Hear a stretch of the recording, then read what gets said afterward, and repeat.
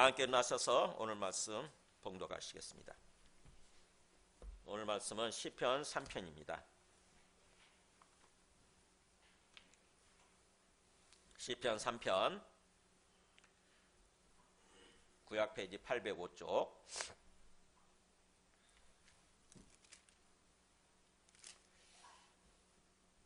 한 절씩 저와 여러분이 함께 교독하겠습니다. 여호와여, 나의 대적이 어찌 그리 많은지요. 일어나 나를 치는 자가 많으니이다. 많은 사람이 나를 대적하여 말하기를 그는 하나님께 구원을 받지 못한다 하나이다. 셀라. 여호와여, 주는 나의 방패시요 나의 영광이시요 나의 머리를 트시는 자이시니이다.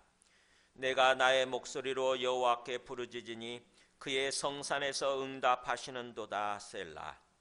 내가 누워 자곡하였으니 여호와께서 나를 붙드심이로다. 천만인이 나를 에워싸 친친다 하여도 나는 두려워하지 아니하리이다. 여호와여, 일어나소서. 나의 하나님이여, 나를 구원하소서. 주께서 나의 모든 원수의 뺨을 치시며 악인의 일을 꺾으셨나이다. 구원은 여호와께 있사오니 주의 복을 주의 백성에게 내리소서. 셀라. 아멘. 앉으시겠습니다. 네, 오늘은 1월 마지막 주죠. 그래서 2026년도 신년을 맞이해서 신년의 방향, 2026년을 사는 동안 내 삶의 방향을 어디다 정하고 어떤 삶을 살 것인가 하는 차원에서 오늘까지 4주 동안 예배를 드립니다. 아직까지도 삶의 방향을 확실하게 정하지 못하고 또 그렇게 기도하지 않은 분들은 오늘 말씀을 통해서 다시 한번 주님의 말씀을 듣고 다짐하고 삶의 방향을 정하고 그렇게 기도하시기 바랍니다. 그 정한 대로, 그 삶의 방향대로 또 우리가 기도한 대로 우리의 삶이 이루어질 거예요. 1년 동안. 그래서 오늘 말씀은 시편 이게 3편까지가 시편 전체를 열어주는 그런 어떤 서시라고 이렇게 할 수가 있어요. 물론 사람에 따라서 2편까지만 서시다 이렇게 말하는 사람도 있지만 제가 볼 때는 3편까지가 서시예요. 왜냐하면 이 3편까지가 복 있는 사람에 대해서 얘기를 하는 거죠. 그러니까 어떻게 하면 우리가 복을 받아서 복된 삶을 살 것인가, 그거를 얘기해 주는 것이 이 3편까지라고 얘기하는 것입니다. 1편에 보면 1장 1절에 그렇게 돼 있었잖아요. 1편 1절에 복 있는 사람은 이렇게 돼 있었고, 또 2편 끝도 그렇게 끝났죠. 2편 12절 끝에 보면은 여호와께 피하는 모든 사람은 다 복이 있도다 이렇게. 그리고 3편도 마찬가지죠. 3편 8절 보면은 구원은 여호와께 있사오니 주의 복을 주의 백성에게 내리소서 이렇게. 그러니까 전부 다 복 있는 삶, 복 받은 삶에 대해서 얘기를 하는 거예요. 그래서 1편은 내가 개인적으로 어떻게 복 있는 삶을 살 것인가, 모든 악인의 어떤 그 길을 거부하고 오직 주님의 말씀을 묵상하면 그렇게 된다고 그랬죠. 그 다음에 2편은 온 세상이 복받는 삶을 살아가는 것, 그에 대해서 얘기를 하는 거예요. 2편은. 그러니까 온 세상, 하나님은 우리 개인 한 사람 한 사람에게 관심을 가질 뿐만 아니라 온 세상에 또 초점을 맞추고 계시는 거죠. 하나님은. 그래서 온 세상이 어떻게 하면 복을 받아서 복 있는 삶을 살 것인가, 어떻게 하면 된다고 그랬죠? 하나님이 세워주신 아들에게 입맞춤하면 된다고 그랬죠. 아들에게 입맞추면 된다. 그 아들은 누구냐면 예수 그리스도예요. 하나님 아버지께서 우리에게 복을 주시기 위해서, 우리를 구원하시고 우리에게 복된 삶을 주시기 위해서 자기 아들을 이 땅에 왕으로 파송을 하신 거죠. 이 땅을 다스리는, 우리 예수 믿는 사람들을, 하나님의 백성을 통치하는, 다스리는 왕으로 세워주신 거예요. 그 왕에게 입맞추면 되는 거예요. 그러니까 왕을 거부하지 않고, 왕에게 반항하지 않고, 왕에게 복종하고 순종하면 되는 것입니다. 그게 입맞춘다는 뜻이라고 그랬어요. 그 다음에 이제 3편은 고난입니다. 우리가 이 땅에서 신앙생활을 하는 동안, 또 인생을 사는 동안 고난이라고 하는 게 반드시 있다고 하는 거죠. 우리의 바람은 그 고난 같은 게 없이 그냥 삶이 형통하게 쫙 뻗어나갔으면 좋겠잖아요. 근데 인생이라는 게 그렇지 않습니다. 그날까지, 주님이 재림하시는 그날까지는 항상 고난이 있게 마련이에요. 여러 가지 원인으로 인해서, 나에게 원인이 있든지 아니면 다른 사람에게 원인이 있든지 여러 가지 원인으로 인해서 내 삶에 고난이 찾아온다고 하는 것입니다. 고통스러운 시간이 있게 마련이에요. 나중에 주님이 재림하시면 그게 이제 없어지죠. 완전히 고난이 없는, 그야말로 완전 처음부터까지 완벽한 시간, 완전히 행복한 시간,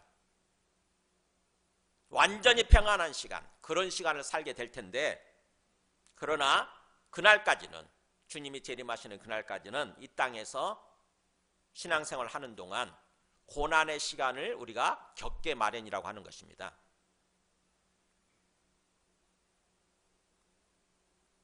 여러 가지 주님께서 여러 가지 목적을 위해서 그 고난의 시간을 허락하시고 우리를 지켜보시는 거죠. 그래서 그 고난의 시간이 찾아왔을 때에 우리가 어떻게 할 것인가, 어떻게 해야 되는 건가, 어떻게 대처해야 되는 건가 하는 것이 오늘 말씀입니다. 올해 2026년도를 지나는 동안 고난의 시간이 찾아왔을 때 우리가 어떻게 대처해야 되는 건가, 어떻게 행동해야 되는 건가, 그것을 얘기해 주는 것이 이 시편 3편이에요. 제가 여러분을 대표해서 그런지 제가 먼저 고난을 겪고 있습니다. 1월 1일인데 굉장히 뭔가 계속 고난이 겹치고 있어요. 참 하나님께서 그렇게 또 경험하게 하시는구나.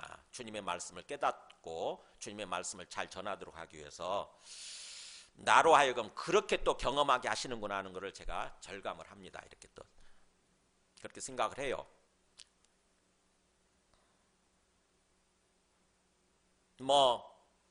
지금 우리 접촉에서 공사하는 바람에 지금 도시가스가 새잖아요. 그래서 그 밸브 쪽에서 아니면 우리 그 주방 쪽에서 새는 줄 알고 도시가스 공사하는 사람을 불러서 공사하려고 그랬는데 와서 보니까 비눗방울 이렇게 해보니까 안 새는 거예요. 그쪽에서. 주방에서도 안 새고. 근데 냄새가 나는 거죠. 그래서 어디서 새는 걸로 그분이 얘기를 해주시냐면은 아마 공사하면서 타카를 치는 바람에 타카가 그 관에 박혀서 새는 거다. 그렇게 얘기를 하시더라고요. 그렇게 되면은 그 관을 쓰지 못하고, 지금 관이 완전히 매립이 되어 있으니까 801호에 그 관을 쓰지 못하고 새로 관을 설치해야 된대요. 처음부터 끝까지. 우리 802호 쪽으로 여기 배전방 거기서부터 계량기 거기에서부터 관을 새로 설치해야 된대요. 그래서 공사비가 크게 증가하는 거예요. 크게 많이 늘어나는 거예요. 그래서 제가 공사를 하지 못했어요. 그러니까 이런저런 어떤 그런 걸로 인해서 굉장히 제가 마음속에 고통이 있는 거죠. 그냥 잘 되고 있었는데 그냥 그쪽에서 공사하는 바람에 이렇게 또 어려움이 찾아오는구나. 또 또 엊그저께는 그런 이런저런 생각으로 가득 차가지고 운전을 하다가 제가 신호를 어겼나 봐요. 아무 생각 없이. 그래가지고는 자전거 타고 가는 사람을 칠 뻔했어요. 다행히 치진 않고 자전거만 저기 부딪혀가지고 자전거 값만 몇백만 원을 물어줬어요. 보험 처리했지만 자전거 괜찮은데 그분은 이때다 싶은지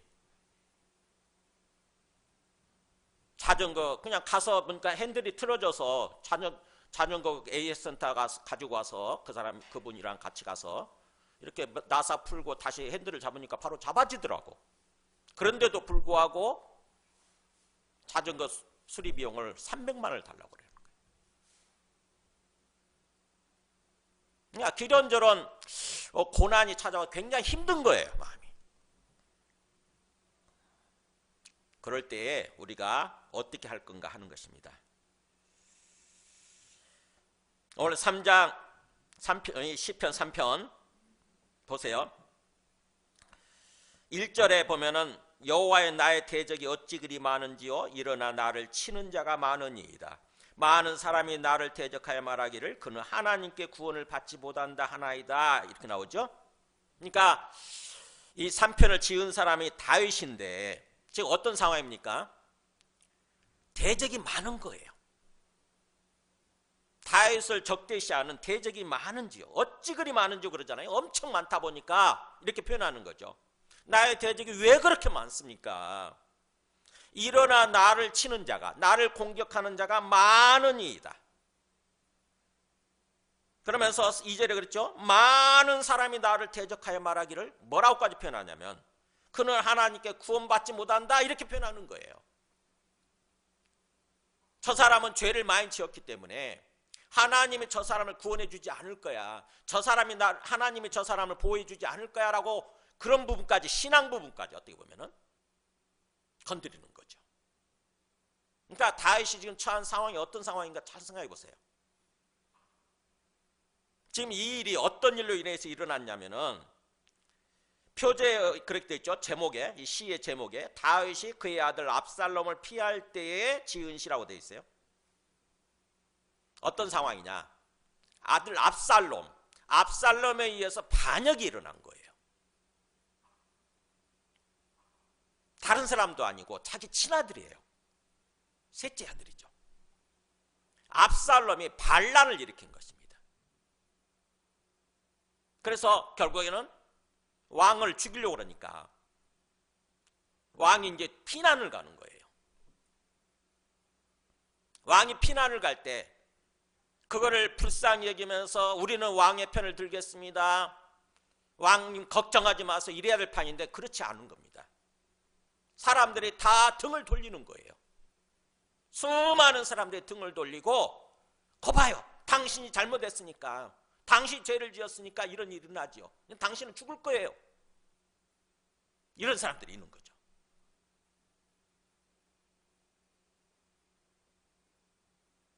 이런 일이 어떤 일로 인해서냐? 근본 원인은요, 사실은 성경의 사무엘하 부분이죠. 사무엘하 11장부터 보면은 15장에서 압살롬이 반란을 일으키는데 11장부터 그 일이 시작이 되는 거죠.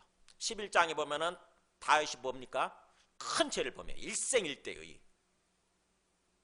그동안 자신앙생활 잘 하다가 순간적으로 실수를 하는 거예요. 뭐죠? 밧세바를 범하는 거예요. 유부녀죠.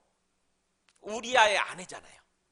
우리아의 아내인데 순간적으로 눈이 멀어버린 거죠. 어떻게 보면 밧세바를 범해요. 밧세바가 임신을 하니까 또 그것을 감추기 위해서 어떻게 합니까? 밧세바의 남편 우리아를 끌어들여 가지고 우리아를 또 죽여요. 살인까지 범하는 거죠. 간음, 살인. 그것을 하나님이 다 지켜보고 계시는데 하나님이 선지자 나단을 통해서 그렇게 책망하시죠. 네가 나를 무시하고 네가 나를 무시하고 그렇게요. 네가 나를 무시하고 내가 지켜보고 있는 거 다 아면서 나를 무시하고 나를 멸시하고 내 눈앞에서 죄를 범했다. 내 눈을 가리고 죄를 범했다. 이걸로 인해서 너는 너의 가정에 그야말로 큰일이 일어나고 풍비박산되고 너에게 큰 고난이 닥칠 것이다. 그렇게 얘기를 해요. 그래서 그걸로 인해서 바세바가 임신한 그 첫째 아들이 결국 죽지요. 또 그 아들 죽고 그러면서 압살롬에 의해서 반란이 일어난 거예요. 그러니까 압살롬에 의해서 반란이 일어나서 이제 피난을 가면서 다윗의 마음이 어떻겠어요? 복잡했겠죠, 그죠? 다윗은 알아요. 지금 이 일이 어떻게 해서 일어난 건지. 자기 죄 때문이라고 하는 것을 알아요. 그러니까 마음이 더 복잡한 거죠. 나는 떳떳한데 이런 어떤 게 일어났다고 한다면 하나님 앞에서 억울하다고 그러면서 억울하면 뭔가 호소라도 할 거잖아요. 근데 그렇지 못한 거예요. 자기 죄 때문이라는 걸 아니까 더 고통스러운 거예요. 하나님 앞에 얼굴도 들지 못하죠. 그러면서도 특별히 자기가 사랑하는 아들, 특별히 사랑하는 아들이거든요. 이 셋째 아들 압살롬. 압살롬에 의해서 반란이 일어나고 자기가 어떤 것 죽게 생기고 피난을 가다 보니까 더 힘든 거죠. 우리가 굉장히 힘들 때가 내 사랑하는 사람에 의해서 사랑하는 사람이 나를 배신하고 나를 배반하고 나한테 고통을 줄 때예요. 그때가 가장 힘듭니다. 몸과 마음이 진짜 힘들죠. 다.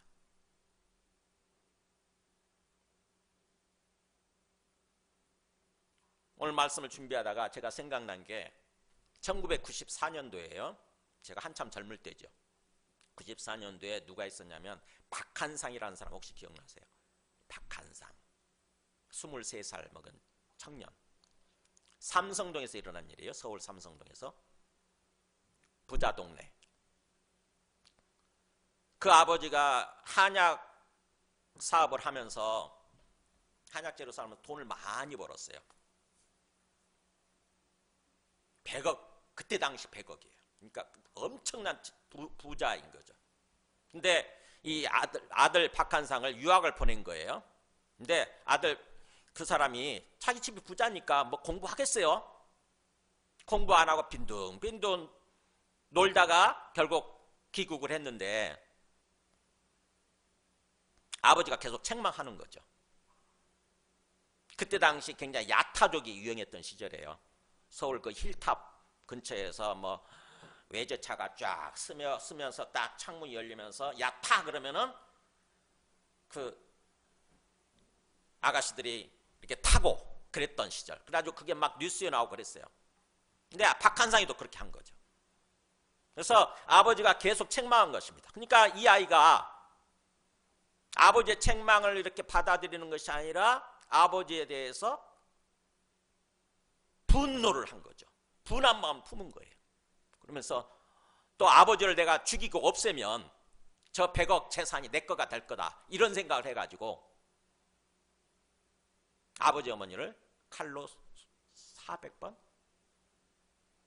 수십 번 찔러서 죽이고 그 다음에 그걸 은폐하기 위해서 아예 불까지 질러버린 거예요. 그 사건이에요. 그래가지고 그때 당시 굉장히 시끄러웠습니다. 너무 충격적인 거잖아요. 아들이 그 돈이 탐나가지고 또 아버지의 책망 때문에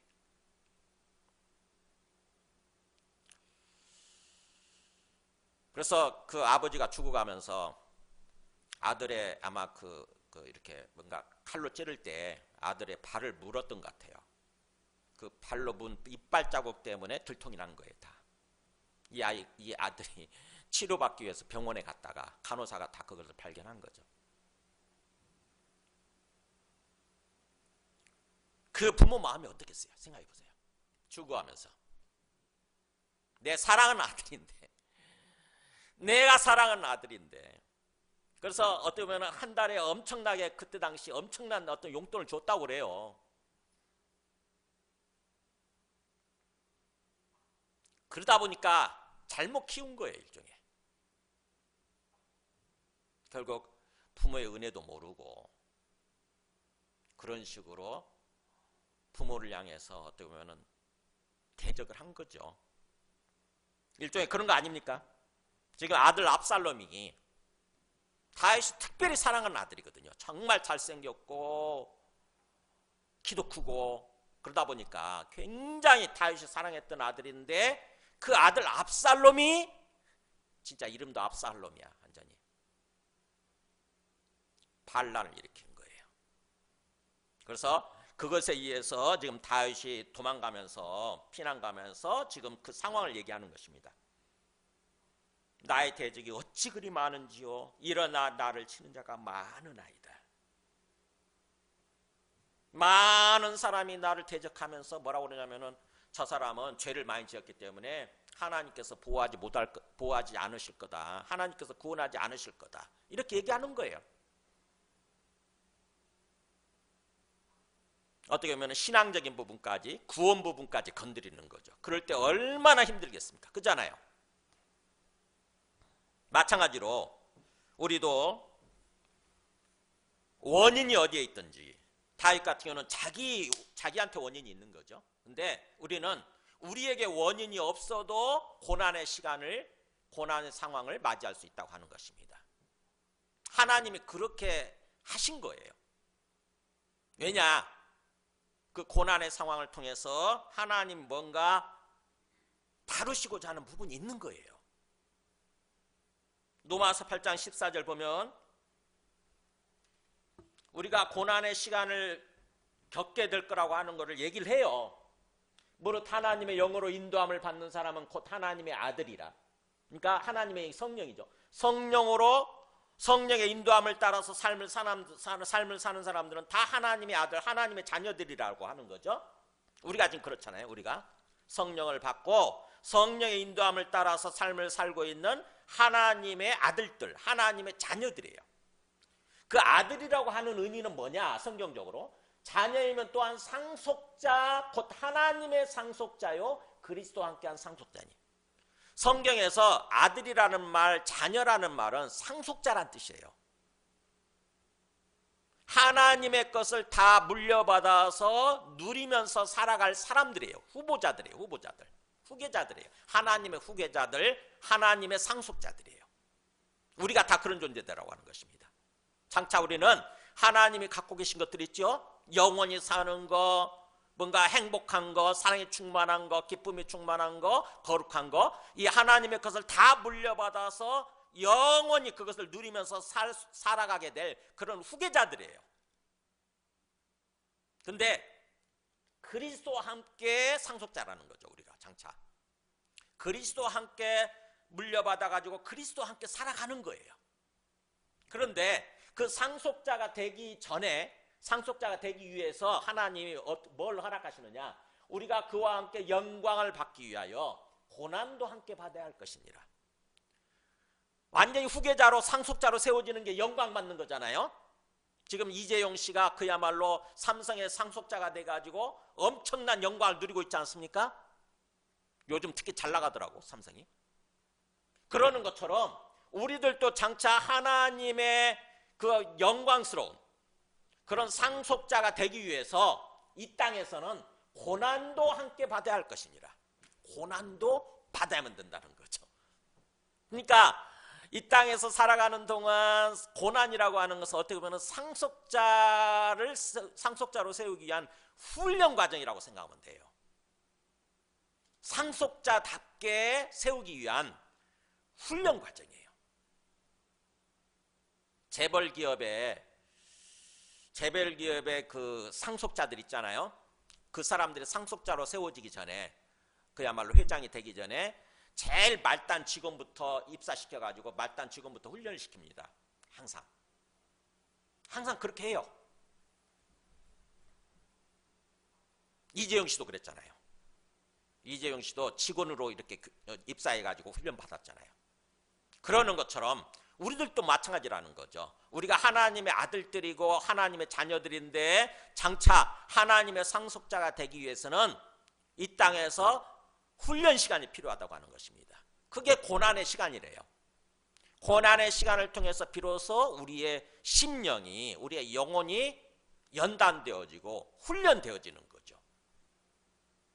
하나님의 자녀답게 우리 속에 있는 모든 불신앙의 모습들이 있죠.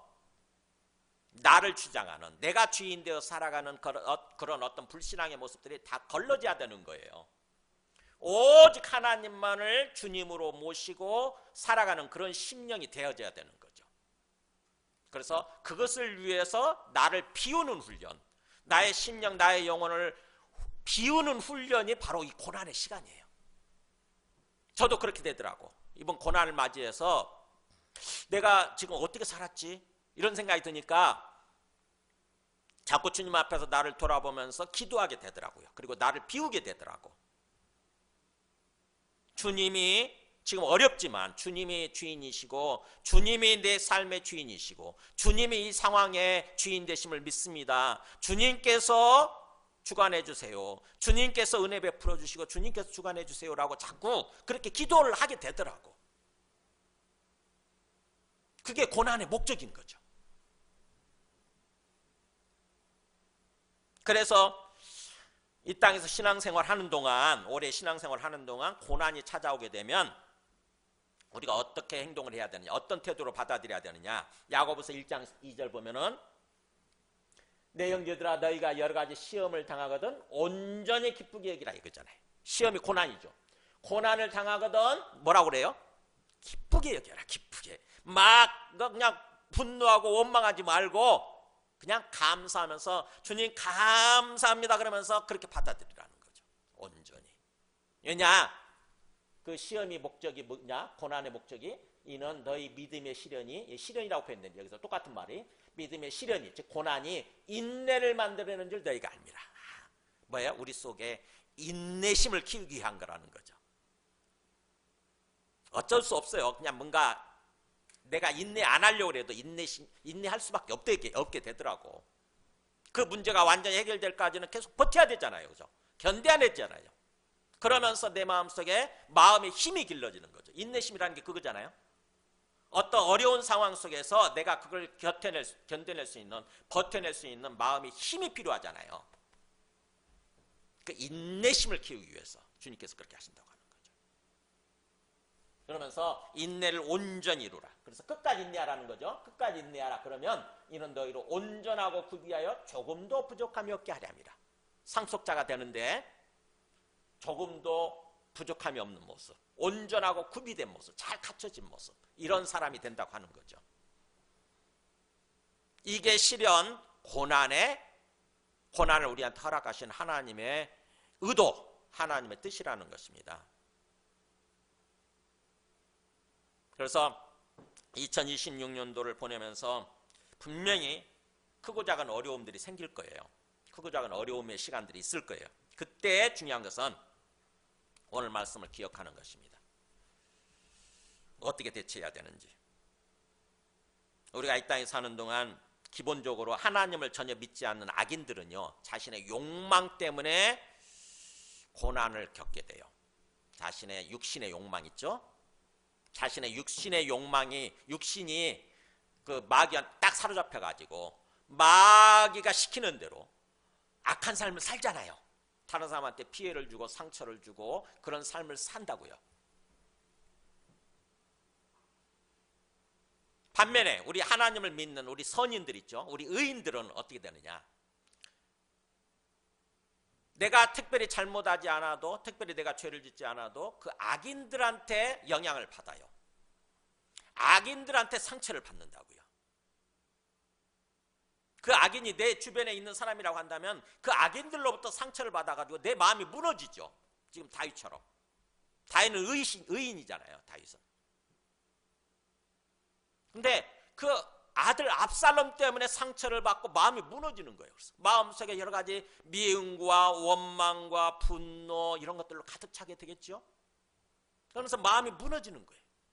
그리고 또 삶이 좌절하고 절망에 빠지는 것입니다.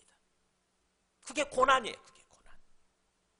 그러니까 우리가 삶을 사는 동안에 세상에 하나님을 믿지 않는 악인들은 자신의 육신의 욕망 때문에 마귀에게 사로잡혀서 그렇게 악한 삶을 살고 그러면서 고난을 이렇게 당한다고 한다면은 우리 하나님을 믿는 우리 의인들은 내가 특별히 잘못하지 않아도 악인들한테 상처를 받아서 우리 심령이 그렇게 힘든, 또 우리 삶이 힘든 그런 고난의 시간을 겪게 된다고 하는 것입니다. 그래서 고난의 시간이 찾아왔을 때 우리 삶을 돌아보는 거예요. 이게 뭐 때문인가? 그러면서 주님 앞에 기도하는 것입니다. 주님, 오늘 말씀을 생각하면서 이 다윗처럼 행동하는 거예요. 다윗처럼. 그래서 두 번째 메시지는 3절부터 6절까지 보세요. 다윗이 그 상황 속에서 어떻게 행동하는지. 여호와여, 주는 나의 방패시요 나의 영광이시요 나의 머리를 드시는 자이시니이다. 지금 뭐라고 고백합니까? 정말 도망치고 피난 가는 엄청나게 고통스러운 상황 속에서 몸과 마음이 얼마나 힘들었겠어요. 근데 그 상황 속에서 누구를 바라봅니까? 하나님을 바라보는 거예요. 여호와를 바라보면서 여호와를 향해서 고백을 합니다. 주는 나의 방패가 되십니다. 나를 보호해주는, 나의 생명을 지켜주는 나의 방패가 되십니다. 그리고 나의 영광이 되신 분입니다. 나를 영광스럽게 해주시는, 지금은 내가 수치를 당하고 있지만 나를 영광스럽게 해주실 나의 영광이 되시는 분이십니다. 그리고 나의 머리를 드시는 자이십니다. 내 머리를 든다는 게 뭐예요? 우리가 굉장히 힘들 때 머리를 숙이잖아요. 그죠? 머리를 숙이는데 주님께서 야, 그렇게 고개 숙이지 마, 그냥 고개 들어, 머리 들어라고 하나님께서 그렇게 해주시는 분이라는 거죠. 내가 너와 함께 있어. 내가 너를 지켜줄게. 내가 너를 인도해줄게. 내가 너를 보호해줄게 라고 나의 머리를 드시는 분이라는 거죠. 그렇게 고백을 하는 거죠. 지금 다윗이. 다윗은 그동안의 인생의 경험을 통해서, 신앙생활의 경험을 통해서 지금 하나님을 아는 거죠. 하나님이 살아계신다. 하나님이 나의 주님이시다. 하나님이 나에게 은혜를 베풀어 주시고 나를 구원해 주실 분이시다. 이렇게 신앙 고백을 하는 것입니다. 이게 믿음이에요. 이게 믿음. 고난의 상황 속에서, 고난의 상황에서 가장 중요한 게 믿음이에요. 하나님을 향한 믿음, 예수님을 향한 믿음이에요. 이렇게 어렵지만, 정말 상황이 어렵지만 그럼에도 불구하고 하나님이 살아계신다. 그 하나님이 나의 주님이시다. 이 상황의 주님이시다 라고 고백을 하는 거예요. 그걸 믿는 거예요. 그러면서 주님을 향해서 기도를 하는 거죠. 4절에 그랬잖아요. 내가 나의 목소리로 여호와께 부르짖으니, 이게 기도잖아요. 기도하고 간구하는 거예요. 그냥 기도 정도가 아니죠. 평상시에 그냥 평범한 기도가 아니라 지금 상황이 급하니까 뭐라고 합니까? 부르짖는 기도하는 거예요. 간구하는 거죠. 간절히 구하는 거예요. 하나님을 향해서 목소리를 내서, 목소리를 높여서 하나님 제발 살려주세요 라면서 부르짖는 것입니다. 그랬더니 그의 성산에서 응답하시는도다.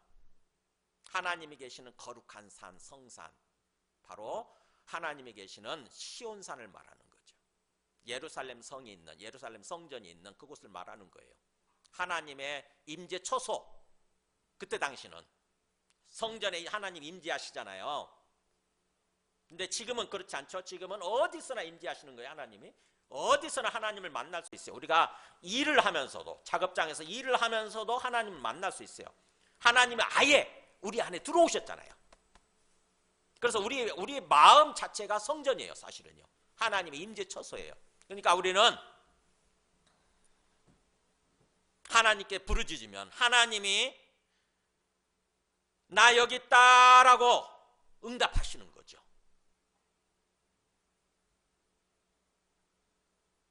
그래서 그렇게 기도하면서 가만히 주님의 소리를 듣는 거죠. 그게 셀라예요. 그래서 셀라가 몇 번 나오죠. 우리 시편 3편에서는 2절 끝에도 셀라, 4절 끝에도 셀라, 그 다음에 마지막 8절 끝에도 셀라 나오는, 셀라는 음악을 멈추는 거예요. 음악을 멈추고 반주만 들리는 거지. 찬양하는 걸 멈추고 듣는 것입니다. 그래서 멈춤 표시예요. 이게 셀라가 멈춤. 음악 멈춤. 찬송 멈춤. 조용히 듣는 시간이에요. 내 목소리를 딱 멈추고 듣는 시간입니다. 생각하는 시간인 거죠. 묵상하는 시간이에요. 내가 나의 목소리로 여호와께 부르짖으니 그의 성산에서 응답하시는도다 하고 깊이 주님의 음성을 듣는 거예요. 내 마음속에서 내 마음으로 듣는 것입니다. 그랬더니 주님의 임재, 주님의 응답이 느껴지기 시작하죠. 주님이 걱정하지 마라. 내가 이렇게 살아있어. 내가 너의 주인이야. 내가 너를 지켜줄게. 내가 너를 보호해줄게. 걱정하지 마. 이런 어떤 그런 마음이 느껴지는 거죠. 마음속에 뭔가 평안이 찾아오기 시작합니다. 근심과 걱정과 염려와 두려움, 불안 이런 걸로 가득했었는데 이상하게 그게 점점 사라지면서 마음속에 하나님이 나와 함께 계신다. 하나님이 나를 지켜주고 계신다. 하나님 나를 붙들고 계신다는 생각이 들기 시작하는 거예요. 평안이 찾아오기 시작하죠. 항상 우리가 기도하면 먼저 하나님은 뭘로 응답하시냐면 평안으로 응답하세요. 평안. 우리 빌립보서 아시죠? 빌립보서 4장 6절을 보면 아무것도 염려하지 말고 읽어볼까 시작. 아무것도 염려하지 말고 다만 모든 일에 기도와 간구로 너희 구할 것을 감사함으로 하나님께 아뢰라. 이렇게. 그러니까 막 고난의 상황에서 염려가 되잖아요. 우리 인간적으로는 그렇잖아요. 염려 안 하는 사람이 어디 있겠어요. 막 염려가 되는데 그 염려에 계속 방치해 두지 말고 뭐예요? 염려를 멈추고 뭘로 나아가는 거냐면 기도와 간구하는 걸로 나아가는 것입니다. 염려를 멈추고 계속 염려만 하고 있지 말고 염려를 멈추고 대신에 기도하고 간구하는 거예요. 기도는 하나님과 대화하는 것이고 간구는 간절히 구하는 거라고 그랬죠. 이 지금 다윗처럼 부르짖는 거예요. 그래서 우리가 필요한 거, 우리가 구할 것에 대해서 하나님께 아뢰는데 우리의 삶의 태도가, 기도하는 태도가 뭐이면 좋냐면은 감사하면서 하는 거예요. 감사하면서. 감사의 반대는 원망하는 거잖아요. 원망하면서 불평하면서 하는 것이 아니라 오히려 지금 힘든 시간을 놓고 감사하면서 아뢰는 거예요. 왜냐하면 이 고난시라고 하는 것은 하나님이 나를 다루시기 위한, 나를 훈련시키기 위한, 연단시키기 위한 그런 시간이라고 한다면은 하나님께 감사할 수 있잖아요. 아들이 아버지한테 뭔가 회초리 맞으면서 감사할 수 있지 않습니까? 그잖아요. 종아리 회초리 맞으면서 아버지 감사해요, 엄마 감사 이럴 수 있잖아요. 나를 훌륭한 사람 되라고, 나를 제대로 키우시기 위해서 이렇게 회초리를 드신다고 한다면 감사합니다 이럴 수 있잖아요. 마찬가지로 하나님 앞에서 고난의 상황 속에서 하나님께 감사하면서 눈물 뚝뚝 흘리면서도 감사하면서 하나님께 아뢰는 거예요. 하나님, 저를 용서해 주세요. 저의 죄를 용서해 주세요. 저를 불쌍하게 해주세요. 저를 지금 상황에서 구해 주세요. 저의 문제를 해결해 주세요. 이렇게 기도할 수 있잖아요. 그러면 모든 지각에 뛰어난 하나님의 평강이 그리스도 예수 안에서 너희 마음과 생각을 지키시리라. 첫 번째 응답이 뭐냐? 우리 마음과 생각에 평강이 찾아오는 거예요. 평강이 찾아오는 거예요. 걱정하지 마. 걱정하지 마. 여기 잠시고, 이 고난의 시간은 잠시고 내가 너 붙들어 줄게. 평강이 찾아오는 거예요. 제일 먼저 응답이. 지금 다윗이 그런 거죠. 그래서 5절로 이어지죠. 보세요. 내가 누워 자고 깨었으니 여호와께서 나를 붙드심이로다. 천만이 나를 에워싸 친친다 하여도 나는 두려워하지 아니하리라. 생각해 보세요. 그 상황 속에서 지금 그냥 도망치는 그런 상황 속에서 수많은 대적들이 막 둘러싸고 막 나를 죽이려고 공격하는 상황 속에서 지금 다윗은 어떻게 하고 있습니까? 누워 자고 깼대요. 이 세 개 동사예요. 전부 다. 그냥 편안히 누운 거예요. 아무 걱정 없이 그냥 편히 눕고, 그 다음에 뭐예요? 푹 자고, 그 다음에 뭐예요? 건강하게 가뿐하게 깨어 일어났다는 거죠. 진짜 배포가 큰 사람이에요. 그죠? 정말 놀라운 거예요. 근데 이게 하나님이 평강을 주셔서 그런 거죠. 우리 마음속에 걱정과 근심과 염려 이런 게 가득하면은요 잠 못 잡니다. 저녁에 잠이 안 와요. 누워서도. 내일이 걱정된다고. 근데 지금 다윗은 어떤 상태예요? 하나님이 평안을 주셔서 기도 응답해 주시고 평안을 주셔서 그냥 눕고 푹 자고 아침에 건강하게 깼다고 하는 것입니다. 놀랍죠, 그죠? 이게. 그러면서 왜 그렇게 할 수 있느냐? 여호와께서 나를 붙드심이로다 그렇잖아요. 하나님께서 나를 붙들고 계시니까 내가 이걸 붙들고 내가 붙들고 내가 걱정을 해. 그래서 오늘 설교 제목이 제가 고민하다가 이걸 단 거예요. 주께서 나를 붙들고 계신다. 이걸 믿는 거예요. 그러면서 1000만인이 이 정도 숫자가 아니라 몇만 명 정도가 아니고 1000만 명 군대가 나를 포위하고, 날 에워싸란 말 포위한다 뜻이잖아요. 나를 포위하고 나를 죽이기 위해서 진을 치고 있다 할지라도 나는 두렵지 않다. 나는 두려워하지 아니하리라. 왜? 하나님께서 나를 붙들고 계시니까.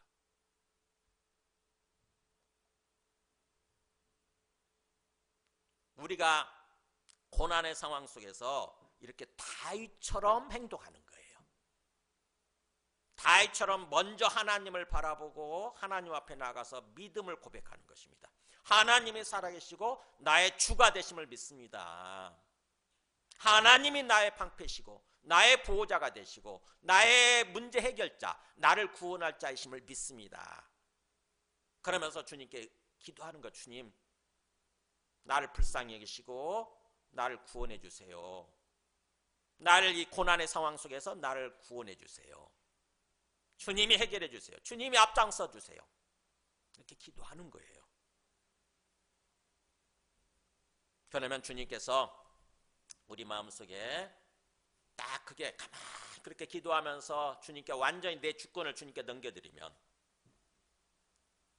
주님께서 우리 마음을 상태를 살피시다가 그 주권이 주님께로 완전히 이렇게 넘어오면 주님이 딱 그걸 붙드시고 이제부터 내가 너의 주인 되어줄게. 걱정하지 마. 걱정하지 마. 그러면서 마음속에 평안을 주시는 거죠. 그리고 시간이 지난 다음에 보면 실제로 문제가 해결되어 있습니다. 그게 응답 순서예요. 이렇게 기도 응답 순서는 항상 마음속에 먼저 평안을 주시고 그 다음에 시간이 지난 다음에 보면은 언제 그랬냐는 듯이 문제가 다 해결되어지고 삶이 형통하게 굴러가기 시작하는 거예요. 그거를 자꾸 우리가 어떻게 보면 반복해서 경험을 해야 되는 거죠. 그래서 진짜구나 이게. 진짜 하나님이 살아계신다는 게 맞구나. 진짜 하나님이 살아계시고 나를 사랑하시고 나를 인도해 주신다는 게 맞구나. 이걸 우리가 경험을 하게 되는 거죠. 자꾸. 그러면 자연스럽게 그 다음 단계로 이어지는 거예요. 그게 7절 8절에 보세요. 여호와여 일어나소서 나의 하나님이여 나를 구원하소서 주께서 나의 모든 원수의 뺨을 치시며 악인의 일을 꺾으셨나이다. 정확히 번역하면 꺾으소서 이렇게 해야 돼요. 번역을 확실히 꺾으소서 이렇게 완료 시제로 되어 있기 때문에 그렇게 번역을 꺾으셨나이다 라고 이렇게 번역을 했는데 사실은 앞에 있는 내용처럼 이렇게 번역을 해야 되는 거죠. 여호와 일어나소서 이렇게 나를 구원하소서 그 다음에 악인의 일을 확실히 꺾으소서 완전히 꺾으소서 이렇게 번역을 해야 돼요. 그러면서 구원은 여호와께 있사오니 주의 복을 주의 백성에게 내리소서. 뭐냐? 우리가 하나님의 은혜, 하나님의 살아계심을 이렇게 경험하고 난 다음에 자연스럽게 뭐예요? 내 삶을 통해서 그 주님을 증거하는, 주님을 드러내는 그런 삶을 살아야 된다고 하는 것입니다. 내가 경험해 보니까 이게 진짜야. 그래서 사람들 앞에서 하나님이 살아계신다, 하나님이 진짜 구원자다, 이거를 자꾸 뭔가 내 삶을 통해서 그걸 드러내야 되는 거죠. 그 증거하는 삶이에요. 하나님을 증거하는 삶. 그래서 7절이 그런 거죠. 7절이 주께서 나의 모든 원수의 뺨을 치시며, 이 원수가 뭐냐?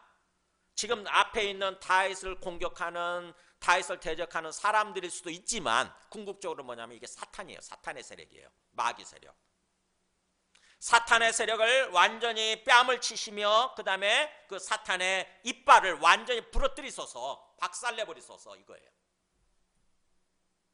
실제로 하나님의 아들 예수님이 오셔서 장차 이걸 하게 되는 거죠. 사탄의 세력을 완전히 꺾어놓기 위해서 오신 거예요. 나중에 주님 재림하실 때 그 일이 일어나는 거죠. 사탄의 세력을 완전히 심판하시는 거죠. 그래서 어디로 들어갑니까?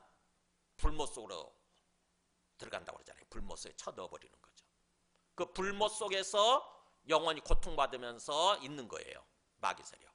그것을 지금 바라보는 거죠. 지금 다윗은. 그것을 바라보면서 그것을 소망하면서 지금 기도하는 거예요. 어떻게 보면 압살롬 뒤에서 역사하고 있던 그 악한 세력이죠. 마귀 세력. 이것을 완전히 꺾으소서. 원수의 그 뺨을 치심이 하에. 그 다음에 그 악인의 이빨을 완전히 꺾어버리소서. 우리는 완전한 세상의 구원의 날 그것을 소망하면서 걸어가고 있는 거예요. 지금 현재. 그것을 전하는 거죠. 사람들한테. 이 세상에 우리가 이렇게 살다가 죽으면 끝나는 것이 아니라 장차 영원한 세상이 온다고 하는 거.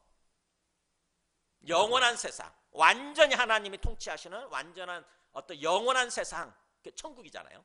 그 천국이 온다고 하는 것을 우리 마음속에 소망하면서 그 삶을 살 뿐만 아니라 사람들한테 그걸 전하는 것입니다. 그게 복음을 전하는 거예요. 그게 복음. 그래서 구원은 여호와께 있사오니, 그런 구원은 완전히 하나님 손에 있다고 하는 거죠. 그래서 주의 복을 주의 백성에게 내리소서. 구원받아서 주님과 함께 사는 삶, 그게 복 있는 삶이잖아요. 그 주님의 그 복을 그야말로 주의 백성에게, 모든 주님을 믿는, 주님을 받아들이는 모든 사람들에게 내리소서, 주소서. 이걸 기도하는 거죠. 즉 다시 말하면 주님의 구원, 주님의 구원의 그 복음, 복, 그것을 전하는 삶을 놓고 기도하는 것입니다. 지금 다윗이. 자, 말씀을 정리합니다. 올해 우리가 지나는 동안 이 다윗처럼 어려운 상황이 올 때, 고난의 상황이 올 때 주님 앞에 나아가는 것입니다. 막 당황스럽겠죠. 막 순간적으로 당황스럽겠죠. 그리고 마음이 굉장히 힘들겠죠. 근데 거기서 끝나지 않고 주님을 바라보는 거예요. 주님을 바라보면서 주님께 믿음을 고백하는 것입니다. 주님이 살아계시고 나의 주님 되심을 믿습니다. 주님, 이 상황을 주관해 주세요. 이렇게. 그럼 내 생각을 내려놓으려고 하는 거죠. 우리는 참 보면은 예수 믿는다 그러면서도 예수님을 향해서 주님 주님 부르면서도 자기 생각이 강한 사람들이 정말 많더라고. 말을 할 때 보면은 예수 안 믿는 사람 같아. 예수님을 주님으로 안 믿는 사람 같아. 주님을 의식하고 주님의 주님 되심을 의식하고 내 생각을 내려놓고 주님 앞에서 말을 해야 되는데 전혀 의식하는 게 없어요. 주님을 의식하는 게 없어요. 그냥 내가 하고 싶은, 내가 말하는, 나오는 대로 말해버리는 거죠. 특별히 어려운 상황 속에서 그런 모습이 딱 내 신앙의 어떤 그런 수준의 모습이 다 드러나죠. 내 신앙 상태, 내 신앙의 수준이, 내 믿음의 수준이 그대로 드러난다고. 어려운 상황에서는. 진짜 신앙적으로 제대로 믿는 사람들, 정말 신앙적으로 좀 성숙한 사람들은요, 어려운 상황 속에서 어떻게 해야 돼요? 일단 멈추는 거예요. 내 생각을 멈추고 내가 주인 되는 삶을 멈추고 주님을 바라보는 거예요. 주님을 바라보면서 주님께 내 주권을 내어드리는 것입니다. 양도라고 그러죠. 한자말로 내 주권을 양도해 드리는 거예요. 주님, 지금까지 내가 뭔가를 하려고 하다 보니까, 내가 주인 되어서 내가 이렇게 하려고 하다 보니까 어려운 상황이 이렇게 왔는데, 주님, 내 주권을 받으소서. 내 삶의 주권을 받으소서. 주님께서 주인 되어 주소서. 주님께서 내 삶을 주관해 주소서. 이렇게 기도하는 거예요. 그러면서 이 문제를, 이 상황을 주님께서 해결해 달라고. 지금 일어난 상황의 주인이 주님이신 것을 완전히 믿고 고백을 하는 것입니다. 참 그게 어려워요. 그게 신앙적으로 정말 그 부분까지 나아가야 되는데 그게 어렵습니다. 지금 다윗은 그렇게 하고 있잖아요. 상황이 어려워지면, 고난의 상황이 되면은 여지없이 내가 더욱더 주인 되려고 하고 그렇게 내가 나서게 되더라고. 막 내가 허둥지둥 되면서 어찌할 줄 모르면서 내 감정대로, 내 기분대로 막 하는 거예요. 그러면 어떻게 되느냐? 우리 삶이 고난이 자꾸 뭐예요? 자꾸 엎치고 겹치면서 늪속으로 빠져들어갑니다. 우리 삶이 늪속으로 빠져들어가요. 내가 꼼짝 못하고 항복하게 되도록 하나님 앞에 아니 하나님 안 됩니다. 안 됩니다. 저를 못하겠습니다. 주님께서 주관해 주세요라고 항복할 때까지 늪속으로 이렇게 빠져들게 만드시더라고. 그렇게 늪속으로 빠져들기 전에 좀 일찍 항복하면 되는 거죠. 일찍. 주님, 이 어려운 상황의 주인이 주님이신 것을 믿습니다. 역사의 주인이 주님이시니까 온 세상을 지금 운행하고 계시는, 온 세상 운행하고 계시는 분이 하나님이시잖아요. 그래서 하나님의 관점에서 항상 우리가 좀 세상을 바라볼 필요가 있어요. 특별히 뭔가 이렇게 뉴스를 보면서 아무 생각 없이 그냥 보고 그런 것이 아니라, 사람들의 말에 휘둘리는 것이 아니라, 뉴스를 들을 때도 하나님, 지금 이 세상을 운행하고 계신 분이 하나님이신데, 역사의 주인이 하나님이신데, 하나님이 어떤 뜻이 계셔서 지금 이렇게 이런 일이 일어나게 만드시고 이렇게 하고 계실까라고 하나님 관점에서 자꾸 생각해 보는 거예요. 지금 온 세상 지금 난리인 거 아시죠? 트럼프 한 사람으로 인해서 온 세상이 난리예요. 지금 자칫하면 그야말로 전쟁이 일어나게 생겼어. 트럼프가 자기 욕심에, 완전히 욕심에 사로잡혀가지고 그 욕심 때문에 마귀에게 사로잡힌 거지. 그 사람 뭐 성경책 들고 뭐 예배 드린다는 둥 뭐 안 주고 하는 사람이잖아요. 근데 정말 하나님을 주님으로 안 믿는 거죠. 예수님을 주님으로 안 믿는 거예요. 그냥 자기 욕심이 주인이에요. 자기 욕심 때문에 베네수엘라 그 석유가 탐나서 베네수엘라 그렇게 하지 않나? 또 그린란드 땅이 탐나가지고, 그린란드 자기 동맹국인데 덴마크 땅이잖아요. 그 땅을 빼앗기 위해서 또 난리를 치지 않습니까? 그래서 유럽하고 깨지게 생겼어요. 나토 동맹이 깨지게 생겼다고. 전쟁하려고 그래. 근데 그거를 그냥 인간적인 관점에서만 생각하면 화가 나죠. 저 인간 왜 저래 저거 그러면 그야말로. 근데 하나님 관점에서 생각해 보는 거예요. 하나님 도대체 어떤 뜻이 계셔서 지금 이렇게 이거를 허용하고 계십니까? 이런 상황이 일어나도록 허용하고 계십니까? 하나님의 뜻은 뭡니까?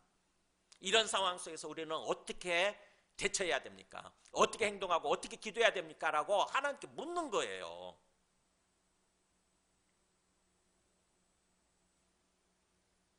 그래서 하나님의 관점에서 우리의 인생을 돌아보고, 하나님의 관점에서 우리가 당하는 상황을 돌아보고, 하나님의 관점에서 이 세상 돌아가는 것을 이렇게 바라보고 그래야 된다고 하는 것입니다. 그래서 항상 하나님이 주인이시라고 하는 것, 하나님이 엄연히 살아계시고 두 눈 시퍼렇게 뜨고 살아계시고 주님께서 인도하고 계신다고 하는 것을 항상 우리가 의식을 해야 돼요. 아무 생각 없이 살지 말고, 하나님 믿는다고 그러면서 그냥 한번 예배 드리는 정도로 살지 말고, 하나님이 지금 이 순간에 내 앞에 살아계신다, 하나님이 두 눈 시퍼렇게 뜨고 나를 바라보고 계신다, 이거를 믿고 항상 하나님을 의식하고 사는 것입니다. 하나님 앞에 고백하는 거예요. 하나님 주인 맞습니다. 하나님이 지금 이 상황의 주인 맞습니다. 하나님이 나의 삶의 주인 맞습니다. 하나님이 주관해 주세요. 하나님이 이 상황을 주관해 주세요. 이렇게 하나님께 기도하는 거예요. 그럴 때 비로소 하나님이 주권을 딱 넘겨받게 되면, 우리 마음의 주권을, 주인됨을 넘겨받게 되면 하나님이 그 다음부터 주인 되셔서 이끌어 가시기 시작하는 거예요. 입으로만 주님 주님 한다고 해서 하나님이 주인 되시지 않습니다. 정말 내 마음에서부터 완전히 주권을 넘겨드려야 돼. 하나님께. 하나님이 주인 되주세요. 저는 아무것도 할 수가 없습니다. 저는 그냥 하나님이 시키는 대로 하겠습니다. 이렇게 완전히 넘겨드릴 때 비로소 하나님이 주인 되셔서 그 다음부터 역사하시기 시작하는 거예요. 우리 마음속에 평안을 주시고, 시간 지난 다음 보면은 다 문제가 해결되어 있는 것입니다.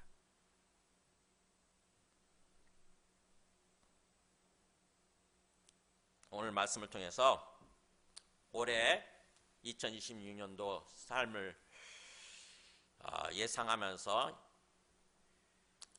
오늘 결심하시기 바랍니다. 앞으로 어떤 고난의 상황이 왔을 때에 오늘 다윗처럼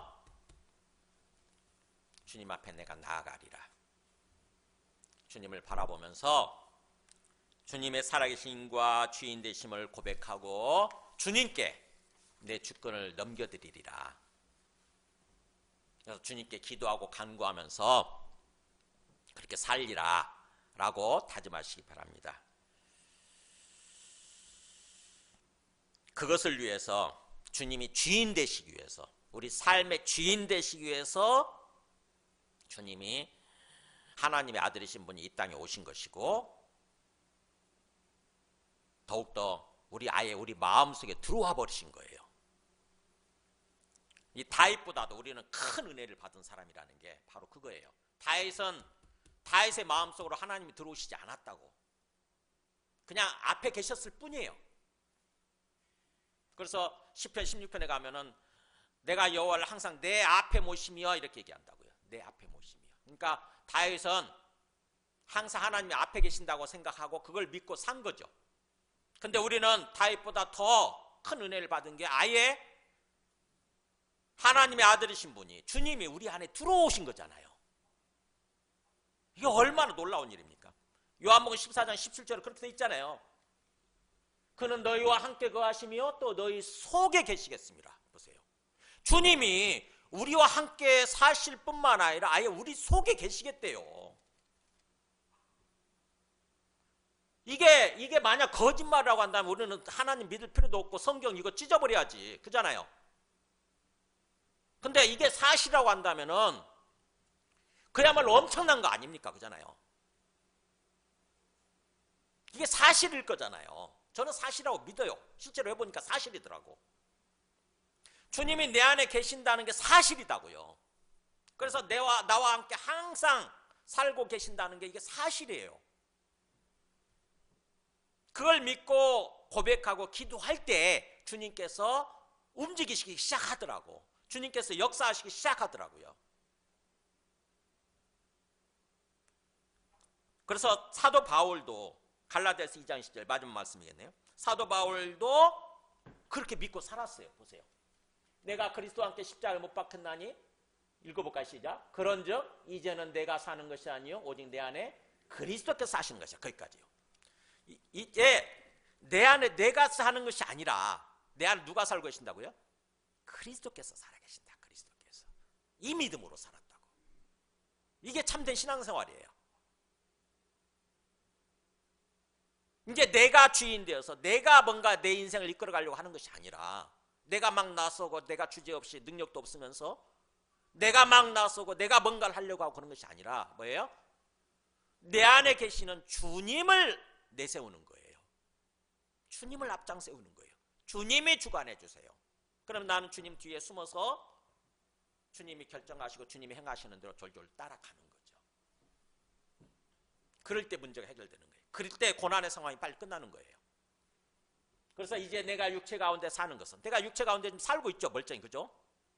육체 가운데 육체를 가지고 살고 있지만 그 육체 가운데 사는 것은 나를 사랑하사 나를 위하여 자기 자신을 버리신 하나님의 아들, 그분을 믿는 믿음 안에서 사는 거다. 이렇게 변하잖아요. 내가 사는 것이 아니라 나를 사랑하시는 분, 나를 너무너무 사랑하셔서 나를 위해서 자기 목숨까지 버리신 분, 바로 그분을 믿는, 그분이 부활하셔서 살아계시는데 내 안에 살아계시는 거죠. 그분을 믿는 믿음 안에서 사는 거다라고 하는 거예요. 이게 2026년도 우리가 걸어가야 될 길입니다. 함께 찬송하고 기도하겠습니다.